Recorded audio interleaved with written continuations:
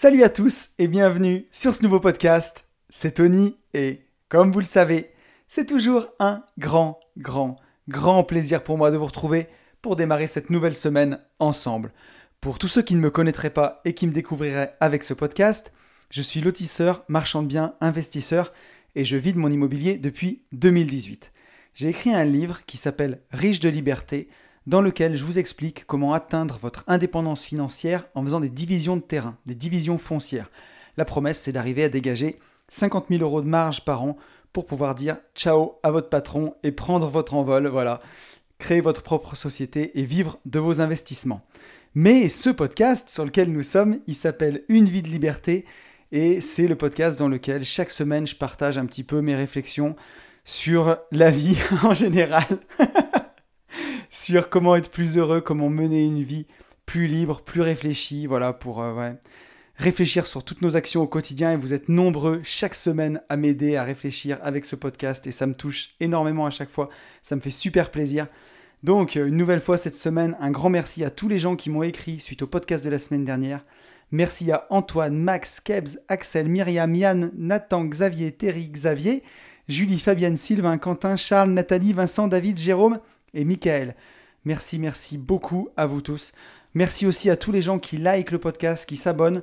C'est ce qui m'aide vraiment le plus. Donc, suivant la plateforme où vous êtes, que ce soit SoundCloud, YouTube, Apple Podcast, n'hésitez pas à liker et surtout à vous abonner. On est 61 abonnés sur Apple Podcast. Ça me fait vraiment super plaisir.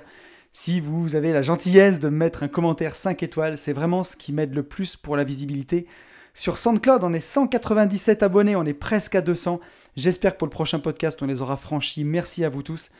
Et un truc de fou, on est 165 sur YouTube. Ça me fait halluciner. Je voulais même pas mettre le podcast sur YouTube au départ et on est déjà 165 sur la chaîne. Donc merci infiniment à vous tous. Voilà, et n'hésitez pas, si vous écoutez le podcast chaque semaine, à vous abonner. Ça me fait vraiment plaisir. Mettre aussi un petit commentaire sous les podcasts, c'est vraiment super à chaque fois. C'est vraiment ce qui m'aide le plus. Donc voilà, ça c'était pour la partie où je réclame des petits services. Je voudrais qu'on revienne sur le podcast de la semaine dernière ensemble. Le podcast de la semaine dernière, c'était comment être heureux. Alors ça, c'était un vaste sujet, hein. La quête du bonheur auquel je me suis attaqué. Et d'ailleurs, le premier retour qu'on va faire, c'est le retour de Fabienne qui me dit qu'il fallait des coronesses pour s'attaquer à un sujet pareil. Alors à chaque fois, j'en profite pour vous dire que je fais des gros disclaimers. Et sur le sujet d'aujourd'hui, il y aura encore un gros disclaimer. C'est que j'ai pas le secret du bonheur, j'ai pas la science infuse. Et d'ailleurs, c'est ce que j'ai essayé de démontrer avec le podcast de la semaine dernière en disant que c'était une définition qui était vraiment propre à chacun, le bonheur. Et c'est ce qu'on verra aussi aujourd'hui. Et Fabienne m'a dit, Fabienne qui ne voulait pas me déranger en vacances, mais qui m'a quand même envoyé un message. Merci beaucoup à toi Fabienne. Et qui me dit... Pour moi, le bonheur est propre à chacun. Quand on fait sa propre définition et que l'on met tout en œuvre pour l'atteindre, ça apporte beaucoup de légèreté. Avoir trouvé le chemin du bonheur aide à amortir le choc des tracas de la vie. Les accros de l'existence deviennent alors du détail. Donc, je tiens à préciser que c'est un message audio qu'elle m'a envoyé, Fabienne, que j'ai essayé de retranscrire au mieux. Et ouais, je suis d'accord avec toi, Fabienne, sur ce message-là. Quand on a fait sa propre définition du bonheur, qu'on a un petit peu son pourquoi dans la vie, le chemin, pour atteindre ce bonheur, il est beaucoup plus léger, on arrive plus à en profiter. Et effectivement, c'est un petit peu l'image que je prenais la semaine dernière de l'océan, quoi. On voit que le fond de l'océan est toujours calme, même si au-dessus de l'océan, il y a des vagues de 15 mètres et que c'est déchaîné, comme ça peut l'être parfois dans la vie. Voilà, au fond de l'océan, on est calme parce qu'on sait où on va et c'est vraiment quelque chose qui aide. Donc merci beaucoup pour ton retour. J'ai eu un retour de Quentin, j'ai trouvé exceptionnel. Quentin qui a, si je ne dis pas de bêtises, 21 ou 22 ans, je ne veux pas dire de bêtises, qui est étudiant en école d'ingénieur et qui m'a écrit « Salut Tony, le thème de ton podcast de la semaine est ultra important, l'objectif d'une vie. Selon certaines définitions, le bonheur est inatteignable, donc ça paraît étrange de suivre un tel objectif. On aurait donc chacun sa propre définition du bonheur. Je reviens sur le critère d'équilibre qui est vraiment important à mes yeux. Mon équilibre, c'est un peu comme un trépied composé du sport, entre parenthèses bien dans sa peau, des relations avec les autres, l'entourage, les amis, et du but dans sa vie, son métier ou sa passion. Si l'on dose bien ces trois éléments, je me considère comme très heureux. Mon trépied durant mes études était parfait. Maintenant que ça se finit, il faut que je me construise celui d'adulte. Tellement hâte de voir comment je vais évoluer dans les prochaines années. Je pense que je rentre dans ta définition de l'heureux facile. Et j'espère que ce bonheur, ces sourires au quotidien déteignent sur mon entourage. Merci pour ce podcast qui fait réfléchir. À bientôt. Surtout un grand merci à toi, Quentin. Un message d'une profonde sagesse pour quelqu'un d'aussi jeune, je trouve. Et franchement, c'est super inspirant, Quentin. Ton message m'a beaucoup inspiré. Je trouvais ça excellent. Effectivement, pour que quelque chose soit stable, il faut au moins 3 piliers à chaque fois. Et là, on le voit, hein, toi, ton équilibre, c'est le sport, les relations aux autres et tes études, dans ton cas précis. Et quand on a ces 3 piliers, on est forcément stable. Après, on peut en ajouter plusieurs autres. Mais si on a une vie qui repose que sur 2 piliers, par exemple, on voit qu'il manque la stabilité. Un tabouret, il a 3 pieds. Hein. Une chaise, elle en a 4, elle est plus stable, mais le minimum, c'est 3. Donc c'était très intelligent le retour que tu m'as fait. Je trouve ça vraiment super, super intéressant. Et je me fais aucun souci pour toi, Quentin, à l'avenir, puisque quand je vois comment tu réfléchis, le recul que tu as, et aussi tu me dis quand tu rentres dans la définition de l'heureux facile, je trouve que c'est chouette et on en parlera aujourd'hui aussi avec le sujet du jour, où quand on arrive à atteindre un petit peu cet état-là, où il ne faut pas grand-chose pour être heureux, au fond, c'est vraiment chouette. Alors ces vacances, là j'étais une semaine en vacances donc, et j'ai beaucoup creusé ce sujet du bonheur. Je suis allé encore plus loin et j'aurai plein de choses à vous livrer là-dessus dans les semaines qui arrivent. J'ai eu aussi un message de Myriam. Myriam qui me dit « Salut, j'ai enfin pu finir le podcast de cette semaine sur le bonheur. Effectivement très intéressant. Mais le bonheur est tellement personnel que chacun a sa définition au final. On se rend bien compte que cette même définition peut être changeante au fil du temps, en tout cas en termes de moyens. Pour moi, dans l'immédiat, c'est qu'on me laisse vivre en paix et libre avec mes proches. Amen. Ça, c'est moi qui le rajoute. Je n'ai pas de détails sur le comment ni le quand, mais je mets des actions en place et j'ai même réussi à convaincre mon mari de se lancer dans l'immobilier. Champagne. Je trouve ça très appréciable en tout cas que tu nous livres cette sincérité toutes les semaines. Merci beaucoup à toi, Myriam. Merci pour ton message.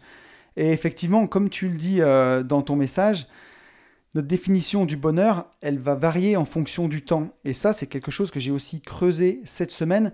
C'est que voilà, on peut se fixer un objectif qui va nous rendre heureux à un moment, puis l'atteindre et ensuite avoir un regard sur cet objectif comme si c'était rien, alors qu'à une époque, quand on se l'est fixé, on s'était fixé ça comme un but ultime à atteindre. Et voilà, on s'habitue à vivre avec des choses qu'on a atteintes. Et ça, c'est toujours bien d'avoir ce regard de gratitude dessus pour se rendre compte que on a atteint ça et quelque part, tout ce qu'on atteint ensuite, c'est que du plus d'une certaine façon. Donc c'est vraiment très intéressant. Et après, tu vois, dans l'immédiat, la définition de ton bonheur qu'on te laisse vivre en paix et libre, je trouve que c'est une belle définition. Le contraire aurait été étonnant. Mais encore une fois, il n'y a pas de bonne ou de mauvaise définition. L'important, c'est de vivre selon sa bonne définition du bonheur, d'en avoir conscience. Et on peut clôturer avec le dernier commentaire de Sylvain que j'ai beaucoup aimé. Sylvain qui me dit « Salut Tony, petit retour sur ton podcast comme d'habitude. Heureux de servir ton podcast, c'est bien la moindre des choses que je puisse faire. » Je t'en prie Sylvain. Concernant le bonheur, c'est tellement vague comme sujet. Le mien a littéralement changé en quelques mois. Du matériel, je suis passé à l'essentiel. La famille, les amis. Je nommais ça le bonheur des pauvres, mais après réflexion, lecture, discussion, c'est totalement ça l'important. Manger un McDo le long d'une rivière avec ma fille et en plus sans téléphone, mais waouh, rester lié au moment présent, vouloir mieux mais pas forcément plus, c'est 2 axes que j'essaye de garder en tête. Se donner des objectifs aussi peut servir au bonheur. Voilà, c'est un peu perso et brouillon en même temps, mais c'est ce que j'ai envie de te partager aujourd'hui. Belle journée à toi. Merci Sylvain, mais ton commentaire est vraiment hyper riche, je trouve. Merci beaucoup à toi. Tu vois, quand tu nommais ça le bonheur des pauvres, et moi aussi j'ai fait ça aussi, en vrai, on se rend compte que, comme tu dis, vouloir mieux, mais pas forcément plus. Parfois, plus de la même chose, ou le plus est l'ennemi du bien. On peut vouloir un peu mieux pour sa vie, et c'est super de se fixer des objectifs et tout ça, mais toujours avoir ce recul quand on connaît son pourquoi, quand on connaît ce qu'on veut, de savoir que effectivement c'est mieux, c'est plus, mais c'est pas ça qui fait le bonheur, en tout cas selon sa définition. Donc je trouve que c'est super important, rester lié au moment présent. Je le dirai jamais assez, c'est quelque chose qui est beaucoup plus facile à dire qu'à faire, et j'en parlais dans le podcast de la semaine dernière, il suffit pas de le dire, il faut vraiment le vivre et le pratiquer pour le comprendre, de profiter du moment présent, parce que c'est tellement ça qui compte, et au final, c'est chouette d'avoir des projets et d'être dans le futur, un peu dans l'anticipation, parce que voilà, quand on parle d'être heureux, de vivre le moment présent, c'est pas juste, on va en parler aujourd'hui, mais YOLO, faire n'importe quoi et vivre à 200 à l'heure. C'est pas vraiment ça. Puisque ça, c'est pas non plus profiter de l'instant présent non plus. Ça veut pas non plus dire voilà, qu'il faut pas se fixer d'objectifs. C'est important de se fixer des objectifs pour pouvoir les atteindre, en tout cas s'ils correspondent à votre définition du bonheur. C'est même primordial. Mais voilà, il ne faut pas non plus vivre que dans le futur, il ne faut pas vivre que dans le passé. Et voilà, tout ça, c'est pas évident, mais en pratiquant, puisque le secret, il est vraiment là. Je peux faire ce podcast toutes les semaines et on va dire entre guillemets prêcher des belles paroles, mais si je l'applique pas, ça a aucun sens. Et pareil pour vous qui m'écoutez, c'est super cool et ça me touche vraiment de m'écouter. Et le top, c'est si vous arrivez à faire comme Sylvain justement, arriver à pratiquer ces moments-là et vraiment à les ressentir, c'est le meilleur parce que c'est vraiment ça le but au final. C'est vraiment ça le but. Et ça va me permettre de faire la transition sur le sujet du jour que j'ai voulu traiter. Ce sujet qui m'est venu justement à la suite du podcast de la semaine dernière parce que je trouve que c'est des choses qui se complètent. C'est l'urgence de vivre, le sujet du jour. Qu'est-ce que ça veut dire l'urgence de vivre ? On va en parler tout au long de ce podcast. Je vais essayer de dérouler ça de la meilleure façon que je le peux pour essayer de vous transmettre en tout cas ce que j'ai eu en tête et ce que j'ai eu envie de partager. C'est pas évident parce que c'est un gros sujet. Alors avant de commencer ce sujet sur ce sentiment d'urgence de vivre, je voudrais faire un gros disclaimer là-dessus. Comme je le fais à chaque fois, c'est que voilà, j'ai pas la science infuse, j'ai pas raison sur la vie, j'ai le bureau qui réagit en même temps. J'ai un truc qui est tombé. D'ailleurs, aujourd'hui, tout mon matériel s'était mis en vacances. Mon écran voulait plus marcher, mon micro voulait plus marcher. J'ai mis une demi-heure avant de refaire mon setup. Donc, c'est un podcast qui se mérite aujourd'hui, mes amis. Donc voilà, gros disclaimer en tout cas sur le sujet, l'urgence de vivre, le sujet du jour. J'ai pas la science infuse, j'ai pas raison sur la vie, j'ai pas le secret du bonheur non plus. Mais par contre, je me pose des questions, j'essaye d'arpenter ce chemin chaque semaine pour être plus heureux. Vous livrez mon retour pour qu'on avance ensemble et c'est ça qui est super important. Donc c'est mon ressenti que je vais vous livrer. Et aujourd'hui, ce ne sera pas un podcast vraiment analytique comme j'ai pu en faire sur l'indépendance financière où là on met des chiffres en face, où on donne des méthodes, où on avance. Je vais plutôt parler avec le cœur aujourd'hui. Voilà, un truc vraiment qui vient un peu des tripes, un peu du cœur pour vous dire à quel point c'est important de vivre au quotidien, de ne pas passer à côté de votre vie et de ressentir ce sentiment d'urgence de vivre. Alors pourquoi j'ai eu envie de vous parler de ce sujet ? La première chose qui m'a donné envie d'en parler, c'est que j'ai lu un article sur les retraites et je sais pas, ça m'a déclenché une réaction où je me suis dit là, il faut que tu parles de ça, quoi. Aujourd'hui, l'âge légal de la retraite en France, c'est 62 ans. 62 ans pour tout le monde, si vous avez tous vos trimestres, et 67 ans sans décote. Voilà. Si vous voulez pas de décote sur vos retraites, si vous avez attaqué de travailler tard, aujourd'hui on le voit avec les études, on peut rentrer dans le monde du travail à 24, 25 ans presque. Donc là, ça sera 67 ans. Alors on se dit, ça va, si j'arrête entre 62 et 67, aujourd'hui on vieillit mieux, à 67 c'est bien, je pourrais profiter de la vie, quoi. Je vais bien travailler toute ma vie, je vais bien cotiser, je vais bien consommer, et puis quand j'arriverai à 67 ans, je prendrai ma retraite, et puis je vais profiter, puisque l'espérance de vie, elle est de 79,8 ans pour les hommes, et 85,7 ans pour les femmes. Donc on va prendre l'exemple de quelqu'un qui arrête à 65 ans, travailler, et et son espérance de vie, un homme, puisque je suis un homme, on va parler des hommes, elle est de presque de 80 ans, donc je me dis, j'aurai 15 ans pour profiter, quoi, pour faire le tour du monde, pour faire toutes les choses qui étaient tellement importantes pour moi, et que j'ai pas faites parce que j'étais en train de travailler, parce qu'il fallait bosser. Ensuite, on peut le voir aussi, on peut se rassurer encore une fois en se disant que quand on a atteint 65 ans, l'espérance de vie pour les gens qui ont atteint 65 ans, elle est de 19,6 ans pour les hommes, donc là on a encore gratté 5 ans, on va pouvoir vieillir jusqu'à 85 ans, et 23,5 ans pour les femmes. Donc pour les femmes, ça fait 87 et 88 ans. Donc on est pas mal, quoi. Hein. Mais, il y a quelque chose qu'on nous dit pas et qu'on nous cache et qu'on nous montre pas trop, c'est l'espérance de vie en bonne santé. Et oui, parce qu'on la mesure, l'espérance de vie en bonne santé. Je sais pas si vous étiez au courant de ça, et c'est ce que j'ai découvert dans cet article, c'est que l'espérance de vie en bonne santé, pour les hommes, elle est de 62,6 ans, et pour les femmes, 64,9 ans. Ça veut dire qu'aujourd'hui, l'âge de la retraite est à 62 ans, et l'espérance de vie en bonne santé est de 62,6 ans pour les hommes. Donc ça veut dire que si vous arrêtez à 65 ans, vous avez déjà des grandes chances pour que les 2-3 dernières années de votre vie professionnelle, vous commencez à avoir des maladies. Donc en bonne santé, ça veut dire après c'est des maux de dos très forts, ça peut être un cancer, ça peut être toutes ces joyeusetés qui arrivent quand on vieillit ou quand on vieillit pas d'ailleurs, hein, puisqu'il n'y a pas d'âge pour attraper un cancer. Mais on va pas, c'est un peu déprimant de parler de ça, mais vraiment quand j'ai vu ce sujet-là, je me suis dit, en gros, on bosse toute notre vie en attendant cette fameuse retraite, quoi. Et on arrive à 65 ans, et 65 ans, c'est la fin de notre espérance de vie en bonne santé. Donc, ça m'a donné envie de parler de ce sujet d'urgence de vivre parce que, autour de nous, on diffère énormément le bonheur. On diffère toujours, et beaucoup, beaucoup, beaucoup. On se dit toujours qu'on a le temps, en fait, dans la vie. On pense qu'on a le temps si on a envie de faire des grands voyages. Il y a plein de gens autour de moi, hein, j'en entends, ou même à la télé. Enfin, la télé, je ne l'ai plus, mais à l'époque, on disait, mais j'attends ma retraite, je m'achèterai un camping-car, je vais voyager. Mais voilà, imaginez, c'est votre rêve, vous êtes à 65 ans, vous achetez votre camping-car, et là, vous chopez une maladie, et c'est fini, quoi. C'est terminé. Et on pense toujours qu'on aura le temps, qu'on peut différer le bonheur, mais est-ce qu'on l'a vraiment ce temps? Voilà. Faut pas oublier que tout peut s'arrêter demain. Alors on va pas se le souhaiter, encore heureux, mais c'est une réalité. C'est une réalité. On ne sait pas quand la vie va s'arrêter. J'avais vu cette métaphore il n'y a pas si longtemps que je ne sais pas si c'est pas mon pote Alex qui avait montré ça dans un de ses lives, mais que grosso modo, la vie c'est comme un sablier qui s'écoule, en fait, avec un mouchoir posé sur la partie haute du sablier, quoi. On voit le sable qui s'écoule, mais on ne sait pas combien de temps il reste dans le sablier. On n'en a absolument aucune idée. Et on verra aujourd'hui, dans ce podcast, que la société s'arrange aussi pour qu'on n'y pense pas à ce qui reste en haut du sablier, tout le temps. On nous fait croire qu'on est immortel, on nous fait croire qu'on a le temps, tout le temps. Vous avez le temps, consommez, profitez, vous avez le temps. Mais est-ce que consommer, c'est vraiment profiter? Est-ce que profiter, c'est pas plutôt vivre vraiment ses rêves, vivre ce qui est important? Donc voilà pourquoi j'ai eu envie de parler de ce sujet de l'urgence de vivre. Alors, pourquoi aussi j'ai eu envie de parler de ça? Parce que cette urgence de vivre, c'est un sentiment que moi, j'ai ressenti depuis extrêmement longtemps.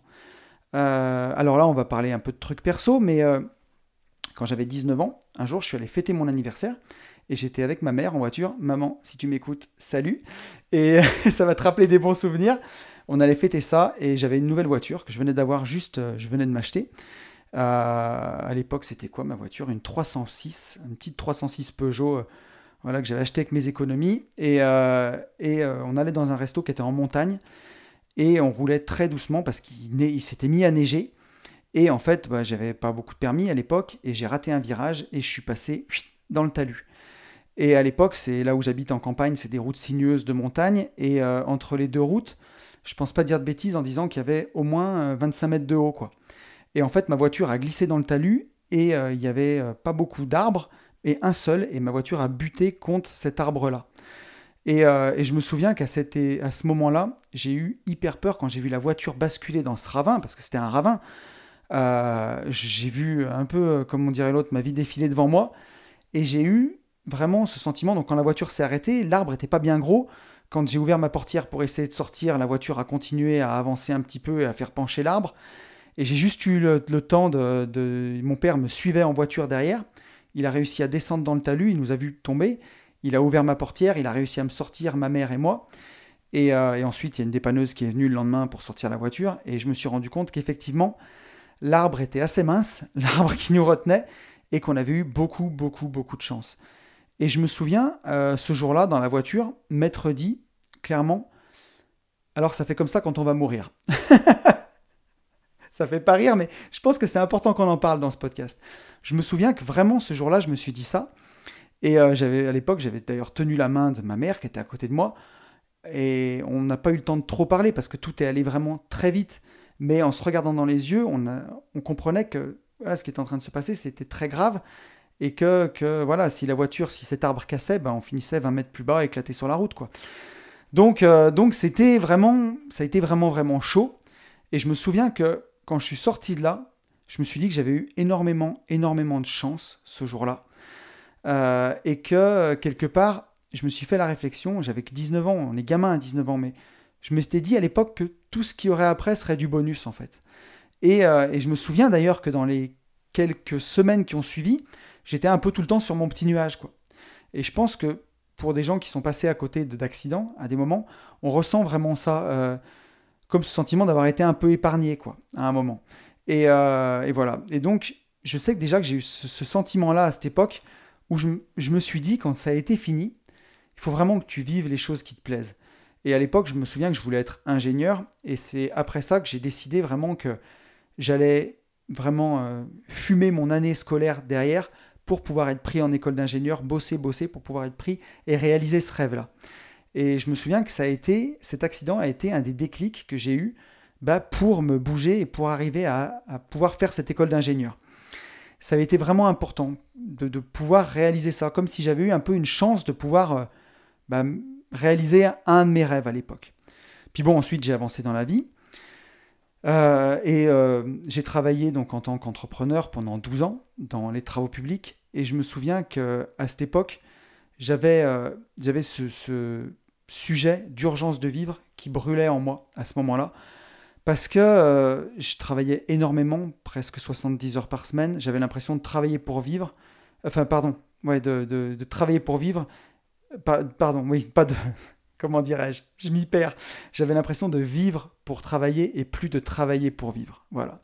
J'ai fait 12 ans là-bas. J'avais la tête dans le guidon. Je ne voyais pas passer le temps. C'était un truc de fou et j'avais l'impression d'enchaîner les années et de ne plus vivre, quoi, de faire que travailler. Et il s'en est suivi, bien sûr, 2 burn-out, hein, bien entendu. Et à l'époque, tous ces trajets en voiture, j'ai eu des problèmes, des ennuis de cervicales. Ça a été vraiment chaud à cette époque, physiquement, puisque j'ai vraiment été blessé, j'ai dû faire de la kiné, je suis passé pas loin d'une opération. Et je me disais qu'à cette époque-là, j'avais enchaîné tout ce travail harassant, j'avais fait 2 burn-out, j'étais diminué physiquement. Et c'est à ce moment-là où, quand j'ai eu ce sentiment de toucher le fond au 2e burn-out, que j'ai ressenti vraiment au fond de moi cette urgence de vivre, en fait, et de se dire, tu peux plus attendre maintenant, tu peux plus attendre, tu peux plus attendre, il faut que tu vives en accord avec tes valeurs profondes. Et je sais qu'à ce moment-là, quand j'ai vraiment touché le fond au 2e burn-out, c'est ce sentiment de liberté qui est venu en moi, qui brûlait au fond de moi, qui était vraiment hyper intense, quoi. Et à l'époque, j'écoutais des podcasts de gens qui prenaient aussi ça m'a vraiment beaucoup, beaucoup aidé. Ça m'a donné envie de rebondir et d'aller à fond vers mes rêves. Et ça s'est vraiment traduit par ce sentiment d'urgence de vivre, quoi. De me dire, tu peux pas continuer comme ça, quoi. T'as déjà fait 2 burn-out, mec, c'est pas possible, quoi. Il faut que tu changes, il faut que ça change, absolument. Il faut que ça change. Et j'ai ressenti ce sentiment que, voilà, j'avais à l'époque 33 ans quand c'est arrivé, 33 ou 34 ans. Et j'ai eu ce sentiment que, voilà, ma vie, elle était en train de passer, que j'avais plus 20 ans, quoi. Alors 33, c'est pas vieux, mais c'est plus 20 non plus. Et que, j'avais passé 12 ans de ma vie à faire un même truc, que ça ne me menait pas là où je voulais aller, et que vraiment, il fallait que je ne pouvais plus me dire, continue de bosser, mets de côté, tu vivras plus tard, t'en profiteras quand tu seras à la retraite, parce qu'à cette époque, j'étais dans cet objectif-là, dans ce mood-là. Je me disais, j'en profiterai quand je serai à la retraite, maintenant on charbonne.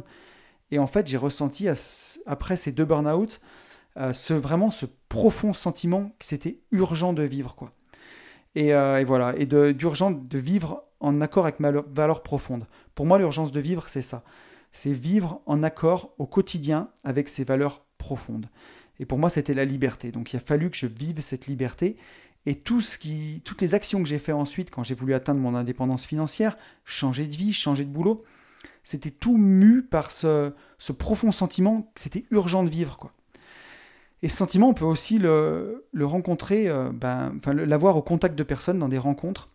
Et je vais reparler de Kylian, que j'ai interviewé il y a 1 ou 2 podcasts, il y a 2 podcasts, oui, quand j'étais à l'île de Ré en séminaire. Kylian, donc, qui vient d'avoir juste 22 ans, qui est déjà rentier de l'immobilier. Donc, pour ceux qui ne le connaîtraient pas, c'est le petit malin de l'immobilier sur les réseaux. Kylian, il a, je crois, 31 appartements déjà à 22 ans.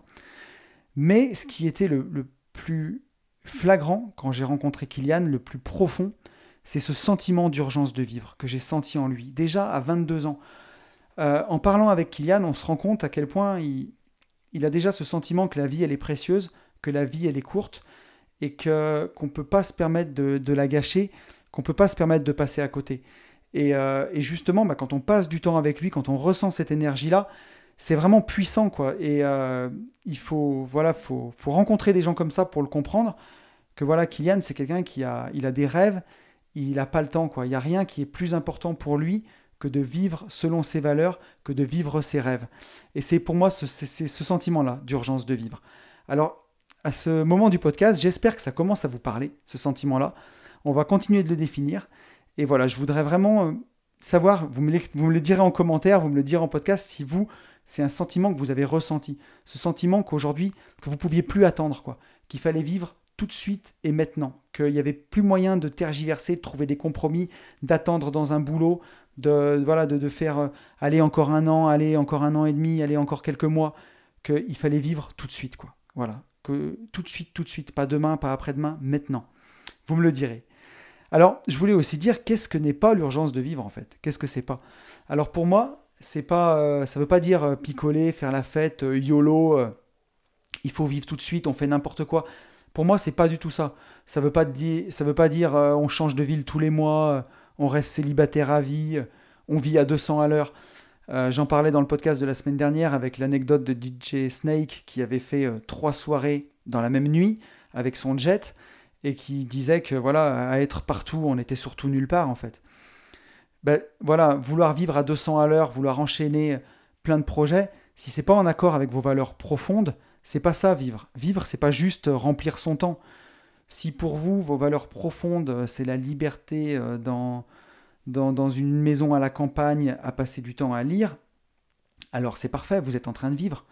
Mais voilà, l'urgence de vivre, c'est cette urgence de réaliser les projets qui vous tiennent à cœur, quoi, de les vivre, de vivre les choses qui sont importantes pour vous.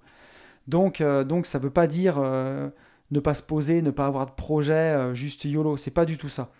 Euh, Quand je parle d'urgence de vivre, c'est même le contraire, quoi. Je parle pas de fuir, mais je parle de vivre intensément. Voilà, ça c'est vraiment la phrase à retenir. Ce sentiment d'urgence de vivre, c'est pas fuir, mais c'est vivre intensément. Voilà, c'est ça le plus important. C'est si vous avez envie de faire un voyage, le vivre intensément. C'est pas changer de ville tous les mois parce que vous êtes mal à un endroit et ainsi de suite. C'est vivre les choses intensément. Alors je me suis aussi posé la question de pourquoi les gens ne ressentent pas ce sentiment d'urgence de vivre autour de nous. Pourquoi il y a des gens qu'on voit comme la matrice, hein, comme dans Matrix, vous voyez, la matrice.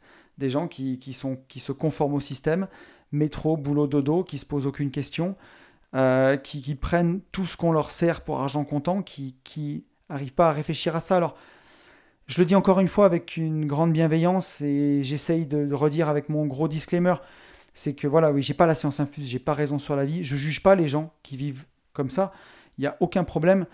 Le tout, c'est juste de le faire en connaissance de cause. Voilà, tout simplement. Si c'est choisi, alors il n'y a aucun problème. Et d'ailleurs, j'ai aucun problème avec personne. Enfin, chacun est libre de vivre comme il veut. Moi, je me pose des questions pour moi et pour tous ceux qui ont envie de m'écouter et de réfléchir avec moi. Mais moi, je pense que voilà, les gens ne le ressentent pas à cause de ce piège de la société en premier, de la rat race. Aujourd'hui, il y a plein de choses qui sont actées, assimilées dans notre société, où tout le monde est d'accord avec ça. Par exemple, sous-traiter l'éducation de ses enfants. On met des enfants au monde, ils n'ont même pas un mois qu'on les met déjà chez la nounou, ensuite à l'école, ensuite voilà, la nounou qui vient les chercher, et l'éducation des enfants, elle est complètement sous-traitée. Et moi le premier d'ailleurs, hein, puisque j'ai passé des semaines et des semaines, 70 heures à travailler avec mes enfants chez la nounou, et un jour je me suis rendu compte qu'ils étaient en train de grandir, et que je passais 1 heure avec eux pour leur faire une bise le soir. Est-ce que c'est normal? Je sais pas. Est-ce que c'est la norme? Oui, il semblerait. Est-ce que c'est comme ça que ça doit être? Je ne pense pas. Mais c'est mon avis, encore une fois. Et tout ça, sous-traiter l'éducation de ses enfants, tout est accepté comme une norme. Donc, en gros, on nous dit, voilà, continue à travailler, travaille plus pour consommer plus. Et c'est normal de mettre ses enfants à la crèche parce que c'est normal de travailler. C'est normal de, voilà, faites des enfants. Et c'est normal de ne pas s'en occuper, en gros. La société aussi, elle nous fait comprendre à chaque fois l'importance de l'avoir plutôt que de l'être, quoi. On nous fait croire qu'avoir, c'est plus fort que être. Là, par exemple, la semaine dernière, j'étais en vacances, il y avait une télé dans l'appartement. Ça faisait des années que je n'avais pas regardé la télé. Je l'ai allumée et j'ai revu la bêtise des publicités, puisqu'on a regardé une émission, les enfants voulaient regarder une émission sur des chanteurs le vendredi soir, je crois. Donc on a regardé l'émission sur les chanteurs. Et entre ça, il y avait des pubs. Et quand vous êtes plus habitué, exposé à être à la publicité comme ça depuis quelques années, la bêtise de ces publicités, elle est hyper frappante. Et voilà, en gros, on nous fait croire, voilà, achetez cette voiture, vous plairez aux femmes, achetez ce dentifrice, vous séduirez plus, achetez ci, ça vous rendra comme ça. On nous fait croire qu'avoir, c'est plus important qu'être. Donc comment voulez-vous que les gens ils ressentent cette urgence de vivre? Ils ressentent surtout l'urgence d'avoir, les gens. Voilà, le pouvoir d'achat, ça veut bien dire ce que ça veut dire. Aujourd'hui, en France, on mesure le bonheur des gens avec le pouvoir d'achat, comme si acheter rendait heureux. Enfin, bref, je trouve ça complètement hallucinant et à côté de la plaque. Et là, je me mouille et je le dis, parce que j'hallucine, quoi. Et donc, forcément, dans toutes ces pubs, on nous fait croire qu'avoir, c'est plus fort que être. Comment voulez-vous ressentir l'urgence de vivre? Les gens, ils ressentent surtout l'urgence d'acheter, pas l'urgence de vivre. Et c'est ça qui est grave, qui est même gravissime, quoi. Et voilà, et les gens, ils pensent qu'ils ont le temps aussi. Pourquoi les gens ne le ressentent pas? Parce que les gens, ils pensent qu'ils ont le temps. Ils pensent qu'ils ont toujours le temps. Mais la grosse carotte qu'on ne nous dit pas, c'est que le temps, il passe de plus en plus vite relativement quand on avance dans la vie. Et ça, c'est vraiment un truc vraiment choquant qu'il faut avoir en tête. C'est que si vous avez des enfants, ou si vous avez en tout cas des petits-neveux, des petites-nièces, ou des enfants dans votre entourage, vous le voyez, si vous partez en vacances dans une semaine, les enfants ils vont vous demander combien il y a de dodo avant les vacances. Et quand vous leur dites il y a 6 dodos, pour eux c'est une éternité. 6 dodos. Une semaine, c'est une éternité. Mais forcément, quand on a 6 ans ou 7 ans, un an, ça représente 15 à 20% de ce qu'on a vécu. Voilà. Alors que quand on a 40 ans, un an, ça représente 2,5% de ce qu'on a vécu. Donc forcément, on se rend compte que quand on avance dans la vie, relativement, par rapport à ce qu'on a déjà vécu, une année de plus ou de moins, ça passe beaucoup, beaucoup plus vite. Et les gens, ils pensent qu'ils ont le temps. Mais en fait, c'est comme si vous aviez une course et qu'à chaque kilomètre, vous accélériez. Et quand il vous reste quelques centaines de mètres à la fin, vous les faites en une fraction de seconde, alors que vous pensiez que vous aviez tout le temps. Et ça, c'est vraiment quelque chose qu'il faut avoir en tête. C'est un ressenti. Et surtout aussi, parfois quand on est occupé, quand on est dans la rat race, parce que quand on bosse beaucoup, on remplit ce temps. Et il passe vite, paradoxalement. C'est encore pire. Parce que plus vous avancez en âge, plus le temps passe vite, relativement à ce que vous avez vécu. Et plus vous l'occupez, vous le remplissez, mais peut-être pas avec des choses essentielles, plus il passe vite aussi. Et il y a un moment où vous relevez la tête, et vous regardez dans le miroir, et vous vous dites, putain, c'est qui ce vieux? C'est juste vous. C'est que vous n'avez pas vu que vous aviez vieilli. Et je suis le premier.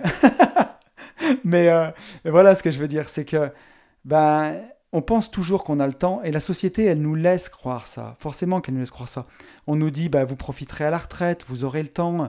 Regardez, vous allez apprendre à 65 ans. Si vous arrivez à 65, l'espérance de vie, elle est d'environ 20 ans encore. Vous aurez 20 ans pour profiter. Ouais, sauf ce qu'on ne nous dit pas, c'est que l'espérance de vie en bonne santé, c'est 62,5. Et que on nous dit qu'on a le temps, mais on n'a pas le temps. Et en gros, les gens, ils ne ressentent pas cette urgence de vivre parce qu'ils pensent qu'ils sont éternels. Et quand on a 20 ans, on pense qu'on est éternel. Et aussi, notre société nous le montre aussi. On cache la mort, on cache la maladie. Voilà, les gens ne le voient pas, ça.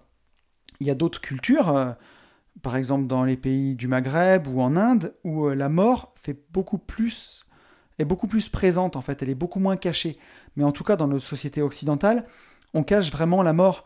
Je veux dire, la plupart des gens, aujourd'hui, dans les chambres funéraires ou les choses comme ça, c'est super gai ce dont on parle aujourd'hui. Mais il y a beaucoup de gens qui voient leur premier mort en étant majeur, alors que dans d'autres pays, c'est beaucoup plus jeune, par exemple. Et en tout cas, ce que je veux dire par là, c'est pour un peu vraiment être plus précis sur ce sujet, mais c'est que dans nos sociétés occidentales, la mort est cachée et la maladie aussi est cachée. On n'en parle pas beaucoup, c'est assez tabou la maladie. Quand on a un cancer, des choses comme ça, c'est des choses qui sont tabous, dont on parle vraiment très peu. On a du mal à parler. On ne veut pas la voir, la maladie, parce que voilà, si quelqu'un vous avoue qu'il a eu un cancer, il a peur que vous osiez même plus le toucher avec un bâton, quoi, de peur de le choper. Il y a ce sentiment-là dans la tête quand même. Hein. Donc, alors que normalement, voilà, quelqu'un qui a eu le cancer, il a surtout besoin d'amis, de soutien, et il devrait pouvoir en parler librement.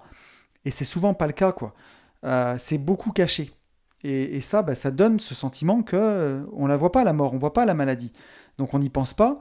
Donc c'est comme si ça n'existait pas. Donc c'est comme si on était éternel. Et si on est éternel, pourquoi ressentir un sentiment d'urgence de vivre? Si on pense qu'on est éternel, on a tout le temps. Mais en vrai, on n'a pas tout le temps. Et ça, faut vraiment en avoir conscience. Et voilà, mais les gens, en fait, ils ne le ressentent pas non plus parce que on passe notre temps, comme disait Aurel San, à s'embrouiller pour des petites histoires et on passe à côté de la grande. Et ça, c'est aussi une des maladies. J'ai vu sur Facebook, il n'y a pas longtemps, une phrase que j'ai bien aimée qui disait les grands esprits parlent des idées, les esprits moyens parlent des événements et les petits esprits parlent des gens. Alors c'est un peu péjoratif, hein, mais voilà, je pense qu'il y a du sens là-dedans. C'est tous les gens parlent des petites histoires. Le voisin, il couche avec qui et la voisine, elle a encore fait ci, elle a encore fait ça. Et tant qu'on est dans ces petites histoires à la con, là, on pense pas à son pourquoi, on pense pas à ce sentiment d'urgence de vivre. On remplit en fait son quotidien avec les trucs les plus bas de l'univers, quoi. Des trucs de coucherie, des trucs de qui a fait qui a dit quoi sur qui, des trucs de télé-réalité, quoi. En gros, hein, exactement ce qu'est la télé-réalité. Et ça, vraiment, pourquoi ça cartonne à ce point? Parce que c'est ce qu'il y a de plus accessible au cerveau humain, de plus bas, de plus débile. Et entre-temps, on vous colle des pubs pour vous fourguer des trucs. Et les gens qui regardent ça, ils ne peuvent pas ressentir, je pense, ce sentiment d'urgence de vivre parce qu'on est complètement hypnotisé, complètement abruti par toutes ces petites histoires à la con, plus derrière la pub qui vous fait croire qu'avoir c'est mieux que être, et ainsi de suite, quoi. Donc voilà pourquoi je pense que beaucoup de gens ne ressentent pas cette urgence de vivre. C'est à cause de un peu ce qu'appelait Don Miguel Ruiz le rêve de l'humanité. Je vous renvoie au podcast que j'avais fait sur les 4 accords Toltec. C'est la matrice, quoi, grosso modo. C'est penser comme dans la matrice. Pour qu'on soit des bons petits soldats qui consomment, qui achètent et qui payent, on nous fait croire qu'on est immortel, on nous fait croire qu'on a le temps. Et que il faut rester dans le système, voilà, puis continuer de l'alimenter. Et ça, c'est marrant, je le vois même chez les investisseurs, en parcourant les forums, où on le voit qu'il y a beaucoup de gens qui investissent, qui ont déjà un gros cash flow avec leurs investissements, mais parfois 4, 5, 6 000 euros, et un gros salaire, peut-être 4, 5, 6 000 euros, qui se retrouvent tous les mois à 12 000 euros de cash flow, et qui disent j'arrête pas tant que j'ai pas ça en revenu passif, et qui entre-temps continuent à bosser, que ce soit dans leur boulot ou dans leurs investissements, et ils disent je m'arrêterai quand j'aurai 12 000 euros par mois. Mais est-ce qu'il ne vaut mieux pas s'arrêter maintenant que tu es dans la trentaine avec 6 000, ce qui est, je veux dire, pour 99,9% des gens déjà complètement incroyable, plutôt que peut-être avoir 12 000 potentiellement à 55 ans et ne pas avoir profité jusque-là? Grande question, hein, grande question. Donc voilà, on le voit même chez les investisseurs où il y a ce côté rat race de l'investisseur où on repousse toujours le bonheur. Et toujours ce qu'on veut faire et ce qui est important pour soi. Donc l'urgence de vivre, vaste sujet. Alors, je voudrais entrer dans la dernière partie de ce podcast, qui est qu'est-ce qu'il faut pour vivre tout de suite, selon moi, quoi. Qu'est-ce qu'il faut pour ressentir cette urgence de vivre, en fait, et pour pouvoir vivre tout de suite, pas demain. Alors, le morceau le moins drôle, hein, c'est la vie qui s'en charge, quoi. Si vous avez eu le malheur d'avoir une maladie, de perdre un proche, d'avoir une séparation, une perte d'emploi avec perte et fracas, un burn-out, un gros coup dur, ce genre de coup dur fait comprendre que le temps est précieux. Je pense que toutes les personnes qui écoutent ce podcast ont déjà entendu le témoignage de quelqu'un qui a eu une grosse maladie, qui s'en est remis et qui dit « Aujourd'hui, je m'autorise à vivre vraiment ce que je veux ». Parce que quand on a frôlé la mort, ou en tout cas quand on a une grosse dépression, une perte de proche, une grosse séparation, ça peut faire un énorme coup dur qui vous fait comprendre que le temps est précieux. Donc voilà, mais bon, c'est pas l'idéal, hein. S'il faut pour ressentir l'urgence de vivre, il faut qu'il nous arrive une tuile, c'est pas génial. Donc voilà, mais parfois ce que je veux dire, c'est que on le choisit pas. Et en tout cas, ça a été le cas pour moi, où ce sentiment d'urgence de vivre, vraiment, c'est quand j'ai fait mon deuxième burn-out, où je me suis dit, mec, t'es en train de faire quoi tu fais n'importe quoi, t'as 34 ans et tu vas avoir des problèmes, peut-être des séquelles physiques, t'as ton deuxième burn-out, tu cherches quoi en fait? Et c'est là où j'ai vraiment senti que j'avais touché le fond et qu'aujourd'hui, je devais vivre selon mes choix, selon mes envies, selon selon moi en fait, tout simplement selon ce qui était important pour moi. À cette époque, c'était la liberté, ça l'est toujours d'ailleurs, et je voulais absolument vivre, expérimenter au quotidien cette liberté. Et j'ai eu ce sentiment d'urgence. Donc, parfois c'est la vie qui s'en charge. Donc, mais c'est quand même pas l'idéal, hein, parce que voilà, par définition, quand on ressent pas cette urgence de vivre, c'est aussi qu'on a la tête dans le guidon, parfois. Donc, une des choses qu'on peut faire, hein, sans attendre qu'il nous arrive une tuile, c'est profiter pour prendre du temps seul, sans distraction, prendre des vacances, couper, prendre du recul, prendre le temps de s'interroger sur son pourquoi le plus tôt possible. Ça, c'est vraiment la première chose à faire. Si vous avez la tête dans le guidon, si vous enchaînez sans même savoir pourquoi vous le faites, à part pour gagner plus d'argent peut-être, ou en tout cas ou pour remplir les choses, mais que vous avez l'impression d'avoir une perte de sens, quand vous avez l'impression de tourner en rond, brisez le cercle. Ça, c'est Steve Abdelkarim qui le dit, by Steve, et je trouve que c'est hyper puissant. Quand tu tournes en rond, brise le cercle. Exactement. Donc, on prend du recul, on prend du temps seul, sans distraction. Ça peut être un week-end tout seul, ça peut commencer par une soirée tout seul, sans télé, sans téléphone. On prend une feuille, un papier et on écrit la vie qu'on voudrait avoir dans 5 ans. Ça, c'est la première chose à faire. Pour vraiment, déjà, réveiller ce pourquoi en nous, parce que quand on est dans la tête dans le guidon comme ça, quand on est un peu dans la matrice, on est un peu dans le coton, on est un peu dans la brume, et on avance chaque jour. Parler d'un sentiment d'urgence de vivre comme ça, c'est presque parler chinois, quoi. Donc, vraiment aller s'interroger sur son pourquoi, essayer de réveiller ce qu'il y a au fond de soi, c'est vraiment la première chose à faire déjà. Ensuite, ce que je dirais, c'est de tester des tonnes de choses et d'expériences. Tout de suite, maintenant. Faut pas attendre la retraite, hein. Faut pas attendre. Si vous avez rêvé de faire du wakeboard, débrouillez-vous pour trouver un lac près de chez vous, il y a une base nautique, allez faire du wakeboard. Testez les choses. Je prends ça au hasard, mais si vous vous dites j'ai toujours rêvé d'apprendre le piano, commencez parce que soit ça va rester un vœu pieux et au bout de 3 leçons de piano, vous vous rendrez compte que c'est nul et qu'en fait c'est pas pour vous et vous faites une croix sur le piano, vous savez que c'est fini, soit peut-être que vous êtes un futur virtuose du piano et alors vous n'avez pas le droit de priver le monde de votre talent. Il faut vous y mettre tout de suite, le plus tôt possible. Si vous avez toujours rêvé d'apprendre la guitare, achetez une guitare, prenez des cours, mettez-vous à la guitare. Si c'est pas pour vous, au moins vous le serez et vous direz voilà, moi je rêve pas de faire de la guitare, j'ai essayé, ça me plaît pas. Soit vous commencerez à jouer de la guitare. Mais voilà, testez des tonnes de choses et d'expériences. Mais surtout, cessez à tout prix de remettre à plus tard. Ne pas reporter. Il ne faut pas reporter tout ce qui compte pour vous. Si par exemple vous avez envie de faire un tour du monde, programmez-le, faites-le. Posez une année de césure dans votre boulot, une année de congé sabbatique. Si vous avez des enfants, vous ferez l'école à la maison. Mais si c'est important, faites-le maintenant, tout de suite. C'est super important. Si vous avez des grands projets ou des grands rêves, commencez-les. Alors là, je ne suis pas en train de dire si c'est juste une lubie, parce qu'un soir en soirée, vous avez dit « j'aimerais bien faire un tour du monde ». C'est pas un truc qui est important, hein. Là, je suis vraiment en train de parler de choses qui sont importantes pour vous. Si vraiment, depuis que vous êtes gamin, votre rêve, c'est de faire le tour du monde, n'attendez pas d'être à la retraite pour le faire.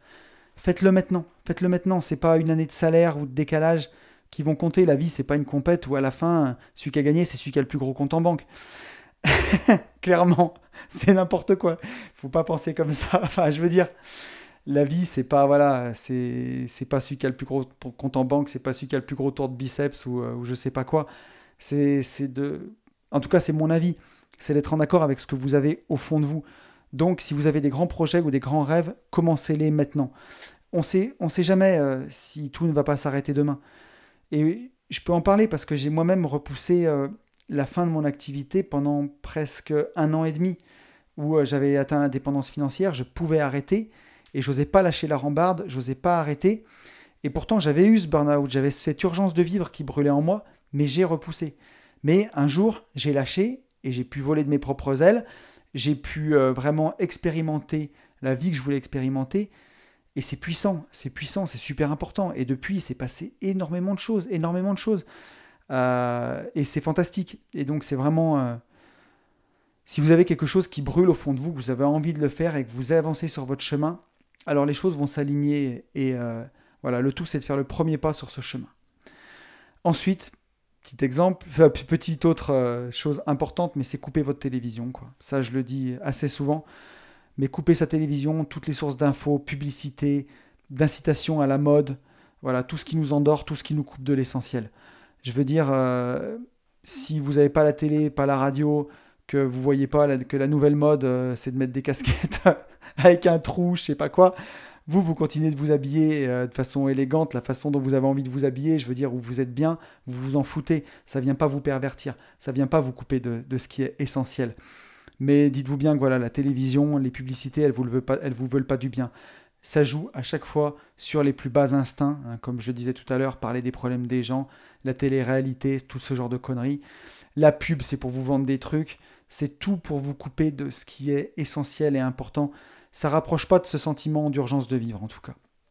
Et en parlant de ce sentiment d'urgence de vivre, ce que je peux vous conseiller, c'est d'aller au maximum vers tout ce qui vous donne ce sentiment de vivre et d'être attentif à ce sentiment. Par exemple, j'en avais parlé dans un podcast, mais quand je joue au théâtre, quand je suis sur scène, déjà, j'ai vraiment le sentiment d'être dans l'ici et maintenant. Quand voilà, on donne du bonheur aux gens, on les fait rire, j'ai vraiment ce sentiment-là de vivre justement. Et à la fin, quand je partage avec les gens, quand ils sont contents, quand pendant 1h30, ils ont rigolé et tout, ça fait vraiment du bien. Et on a ce sentiment de... Moi, en tout cas, je ressens ce sentiment à ce moment-là d'être vraiment pleinement dans l'instant présent et d'être pleinement vivant. Et il faut identifier les moments où vous avez ces sentiments-là. Alors, ça peut être n'importe quand. Hein. Ça peut être quand vous faites un resto avec votre compagnon ou votre compagne et vos enfants. Ça peut être en regardant un coucher de soleil. Ça peut être en randonnée VTT dans les bois. J'essaie de prendre plein d'exemples. Hein. Ça peut être en faisant un tour de cabriolet cheveux au vent. J'en sais rien. N'importe quoi, en tout cas. Mais vous devez être attentif à ce sentiment. Soyez attentif à ces sentiments-là quand vous avez vraiment ces sentiments de vivre, sentiments où tout est parfait. Vous voyez, vous avez des frissons où vous vous dites le moment est parfait. Vous vivez vraiment l'instant présent. Identifiez-les, ces moments-là. Vous pouvez noter quand vous les avez et essayez d'aller au maximum vers ces sentiments-là, qui vous donnent, vers ces moments qui vous donnent le sentiment de vivre. Ça, c'est super important, je pense.